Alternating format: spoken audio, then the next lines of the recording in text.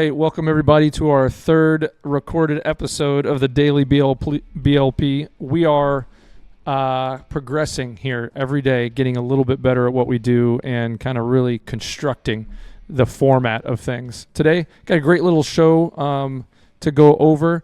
We've got a really cool thing we want to highlight with one of our technicians who's a little too shy to sit in the seat next to me, but that's okay. We still want to bring forward the cool thing he did for our client recently, and just kind of congratulate him on doing such a good job. We're also going to have a guest in from our call team. Bob Gillespie is going to join us for a couple minutes to talk about his progress and setting up some new leads and how things are going. That's going to be pretty cool. And we're going to have some fun with some current event stuff. I think we hit that pretty good yesterday, and I think today's going to be pretty funny too. So let's roll right into this. Cool. First thing I want to cover is we got a message in today from my dispatch person that said, "Hey, congratulations, Michael Blust, for taking care of Jan. She is the executive assistant to the CEO of one of our largest clients, and she's a great lady. She never hesitates to let us know when someone's helped her well and fast, and this is no different here. So in this situation, what it sounds like it happened is we got a notification in yesterday at about 3 o'clock, 2 hours before a big meeting this person needed to go into, and she had been having some weird things going on with low storage on her device, and she wanted to make sure that nothing happened during the meeting, because I think she was probably responsible for printing and maybe controlling a presentation and stuff. Don't know, just kind of assuming that might be the case. But really quickly, within our 15-minute window, that was assigned to Michael Blust by Joseph Kurth, our dispatch person. Kudos to him for always being on top of that queue. And then Michael, and as he tells me too, with our service manager, Ashutosh, jumped in really quick, deleted a bunch of temporary files, and got her permission to look into the downloads folder and make sure we could pull some things out of there that were taking up space. And doing that, they were able to save over 7 gig of space on our hard drive, which put that threshold down to a more comfortable level, so we can manage that and maybe look at getting her some more space, maybe look at the age of her device, maybe get her something new that has a little bit more room, or looking at what's going on with saving. Is too much getting saved on a device as opposed to somewhere else. So Michael, you came to the rescue, bud. We really appreciate it. All clients are important. Jan's a great lady, and you did a great job taking care of her. And she sent a message right away that said, as always, you guys are amazing. Thank you, Mike, for helping me out so quick. So I thought it would be funny. I told Matt, one of our producers who's on the line here, that I think I have some good subject matter for today's current events stuff. And I think it'll affect us all because, if we're following the law, we're all paying taxes, right? So I've got this new addiction of checking into the Doge.gov website that the Department of Government Efficiency has put up here in the last couple months. It's funny, on the top of it, if you go to Doge.gov, Doge.gov, right at the top, there's a little thing. It shows a little American flag, and it says an official website of the United States government. I think that's kind of funny because anybody who develops a website could have done that in 1998. It's like, but the funny thing about this is this super bare bones black page with, there's updates down the middle because it's tied into a Twitter feed for probably the Doge.gov Twitter account that says latest work. So every day that they're doing stuff and finding stuff, they're posting the big news on here. But you can also go to a little tab that shows the current savings, the current spend, the workforce that's in the U.S. government right now. So I'm just popping over to that, and the workforce tab. It says, meet the U.S. government. It says executive branch. Wow. Anybody with me today have any idea how many people are employed by the U.S. government that fall, and this all falls under the executive branch? Holy cow. Anybody? Manoj, you got anything? How many people do you think the U.S. government employs? I don't have any idea. You don't have a clue. Yeah. Let me just put it this way: it's more than the population of some countries. Right Is now, it it's go ahead. 5.5? Is it like 5 million or so or something like that? Not quite that high, but Okay. it's about almost 50% of that. It's 2.252 million people. And there's a little graph that shows the average employee has worked here 10 years. The highest range is from 5 to 9 years. The lower ranges are like between I'd probably say 25 and 35 plus years. How much? Let's play this. How much do you think the average employee makes per year that works for the U.S. government?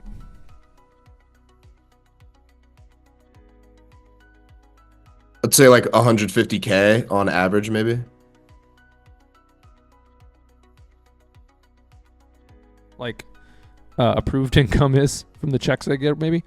But the average employee makes almost 94 grand a year. So still well above the nation average. Oh yeah. And you got to think too. There's got to be a cap on that for an employee, and there's got to be a minimum. So my guess is that average is pretty stable right there, because there's no like employee that's making 100 million, from their government checks, right? But there's probably none that are making 40K either. But you know what I mean? Like most of the people in the world, or at least in our country, not in the world, we're way above that. The average government employee is 47 years old. So cool. I'm under that. Awesome. But anyway, I wanted to bring up a kind of a funny topic for this is what was the most recent post was about the number of credit card accounts that U.S. government agencies have. And it's crazy. Over 700,000 accounts with $30 billion in spend last year from different government agencies. And there's a little picture that it shows just a snippet of, they call them P-card initiatives. For instance, the Department of Interior pre-pause of this work was at almost 20,500 active purchase cards that had a greater than $1 limit.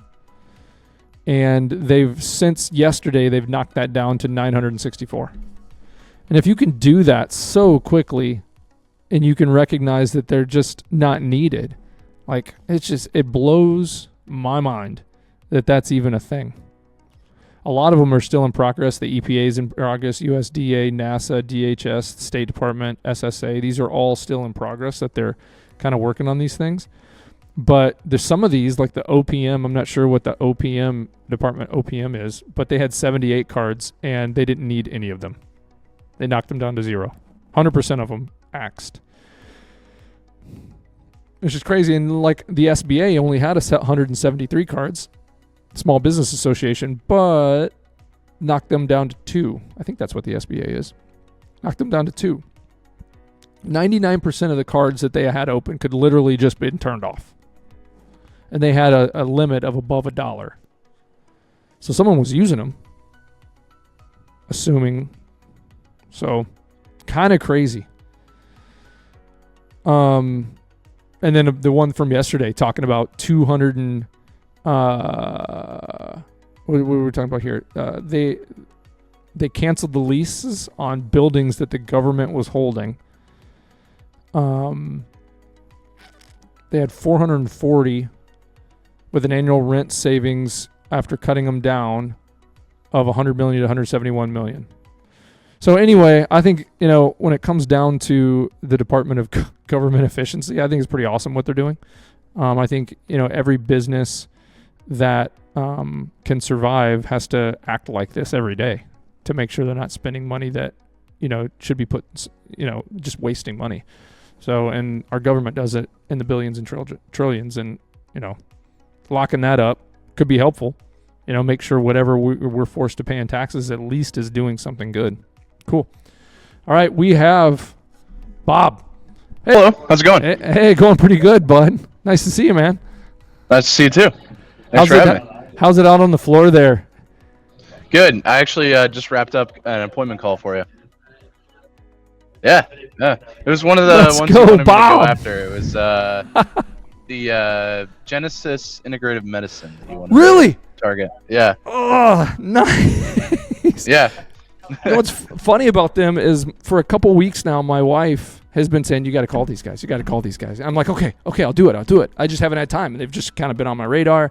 I'm like, okay, I'm going to give this one to Bob. I bet you he'll lock it up. Eventually, I kind of assume they're a brand new business. They have a nice facility. They probably have all new equipment. They probably worked with somebody to get that done. So I assume they had a relationship, but still, we want to reach out. So cool. You made the call and tell me about it. How'd it go? What'd you do? Yeah, just called. I called their main phone because I didn't have a cell phone number for the owner.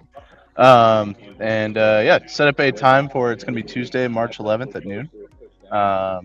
They're working with an MSP currently, at least according to the person who I spoke with. I'm not really sure, how much she knows about IT. So I don't know if they're actually actively working with an MSP or just the company that, like you said, set them up.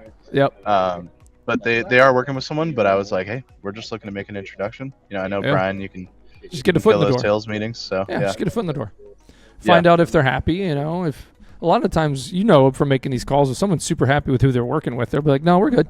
That's cool." Right. If they're willing to meet, then there's definitely room for improvement at least. Yeah, you never know. So that's cool. It'd be interesting to find out, who they're working with and how that's going. But that's cool. And I don't even know if when I emailed this to you, did I tell you that we have a client similar to them? About an hour away in a different town that you don't want to call into because it's with somebody else has that territory. But yeah, so they're a relatively new client, but a functional medicine office, and we switched them over from a different provider, and they love us. And so I forgot until after I sent the email, and then I got distracted doing something else to tell you that I was going to be like, you could use that if you needed to use that for ammo, but you didn't. So cool. When did you say that was March what?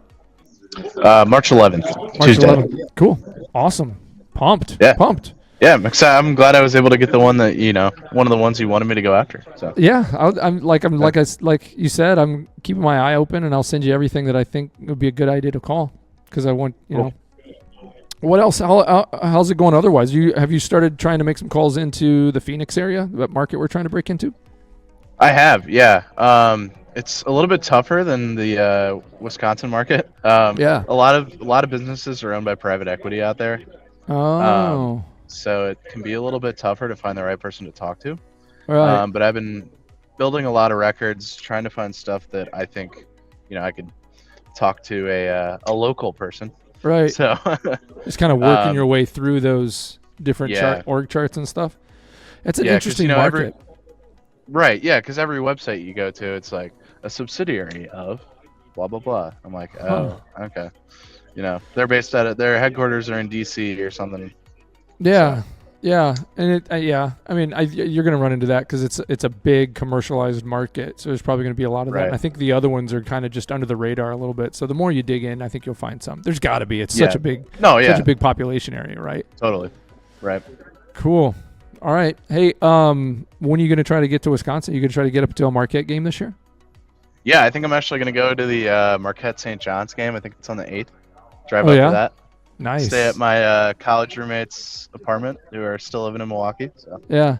One of our clients, the owner, a doctor, I think he's a Marquette alum. He's got season tickets. So I haven't got to go to any games with him or anything, but he usually, when my business partner Manny's in town. So the other day they went, I think day before yesterday, they went to the Marquette Providence game. And that was Manny went to a game. Yeah, he went to a game a year or two ago, and he said it was amazing, Brian. The atmosphere is crazy. It's much better than an NBA game because college, everybody's going nuts, yelling at the refs and stuff. And I'm like, so yesterday I come in the morning, I was like, how's the game? He's like, oh, it was boring. I'm like, why? He's like, because we killed them so bad. It was just way too easy, so it was a boring game. I'm like, oh well, at least you got to go. I didn't get to go. But that's cool. At least it was boring in the right direction. Yeah, could be worse. All right, well, if you get up here, and you are coming, let me know if you're going to stay a day or so, and maybe we can arrange a time to either have you take an extra step. We're about an hour north of Milwaukee, so not that far. Yeah. And we'll see. Maybe we can connect for a little bit. Cool. Yeah, that'd be fun. Go get some coffee or something. Yeah, something. Lunch, food. Yeah. I don't know. Whatever. Awesome, man. Well, I don't want to keep you too long. Thanks for jumping in. Hey, I don't know that if we can have this happen every time you come in, but that would be cool. I was pretty Yeah. providential for you to come in and say, hey, just booked an appointment. That's awesome. That's exciting. Yeah, That made my yeah. day. That made Worked my out day. really well timing wise. Yeah. Cool. All right, bud. All right. Well, hey, thanks for jumping into the podcast real quick. We'll talk to you later.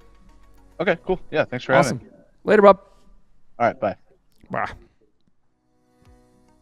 Well, there you go. There was the magic, everyone. Bob Gillespie from Arsenal Business Growth. Hey, if you happen to be an MSP or a company that does roofing, Arsenal is a company that particularly focus on sales and the marketing side of things.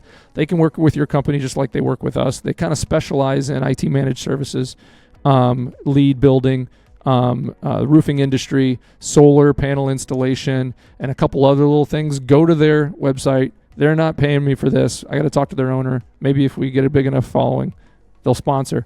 But arsenalbg.com. They're legit. They know what they're doing. They have a good group of guys. That's how we found Bob, and Bob's booking appointments. He's been calling for us only this month. That's his 4th appointment. That's hard work. Manish, right? That's an awesome number for me as a caller and a BD person to crack four appointments in a month, a very early stage. That's an awesome number. Yeah, I would say that's a fantastic start. Yeah, if I could hire somebody that could sit here and do that work for me and they could get 4 appointments, I would be ecstatic. And I'd love to see more, obviously, but it's hard in this industry, getting people just willing to sit down. I listened to a few of his calls, and what he does is his technique, and maybe this is what they train on. We don't necessarily, when he's on the phone, he's not trying to necessarily get the need out of the person in order to book the appointment. He's really just going in with a soft foot in the door. Hey, if someone says, hey, we're good, we work with somebody, oh, that's great. We're just a local business. Can we get Brian to come in and just introduce yourself so if something changes, you got someone to talk with? And that's good too. Sure, I would, the needles in the haystacks where you just happen to call and they say, yes, we need someone now, send them. Those will happen.